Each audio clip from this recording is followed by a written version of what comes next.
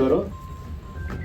So cinema హతవిధి గురించి మాట్లాడడానికి ముందు మా భానుచందర్ గురించి ఖచ్చితంగా చెప్పాలి. ఎందుకంటే ఇలా రేరుగా మేము కలుస్తాం.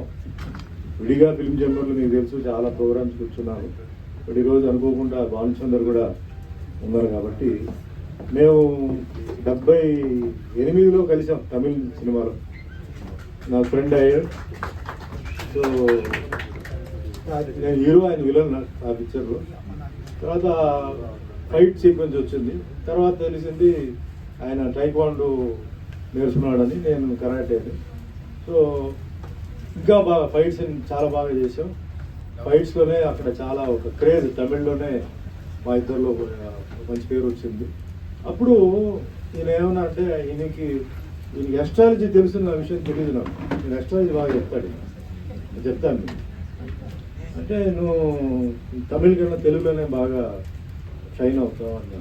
ఎట్లా షైన్ అవుతాను? నాకు తెలుగు రాదు, నాకు ఎవరు తెలియదు. అంటే నీకు ఏం అవసరం లేదు, నేను ఉన్నాను కదా, నేను పరిచయం చేస్తాను రా అది చెప్పి. సరే, నాకు అసలు ఇష్టం లేదు.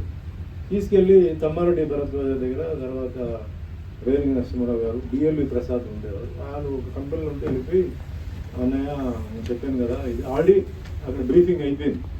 వెళ్ళేసరికి సుమన్ అది అంటే వాళ్ళకి తెలుసు తమిళ్లో ఆల్రెడీ నేను అప్పుడు పార్ట్నర్గా ఉన్నాను.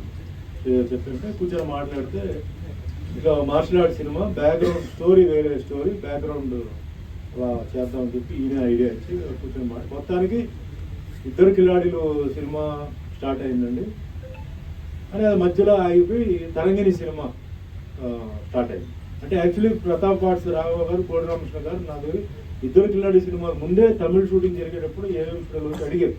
అప్పుడు లేదండి, నాకు తెలుగులో పరిచయం లేదు, బ్యాకింగ్ పుషింగ్ ఉండాలి, నాకేమీ లేదు, నేను తమిళ్లో హ్యాపీగా ఉన్నాను, హీరోగా చేస్తున్నాను వద్దని చెప్తే, లేదు మీరు ఖచ్చితంగా మీరు వాళ్ళు కూడా మీరు ఖచ్చితంగా చేయాలి అది అన్నారు.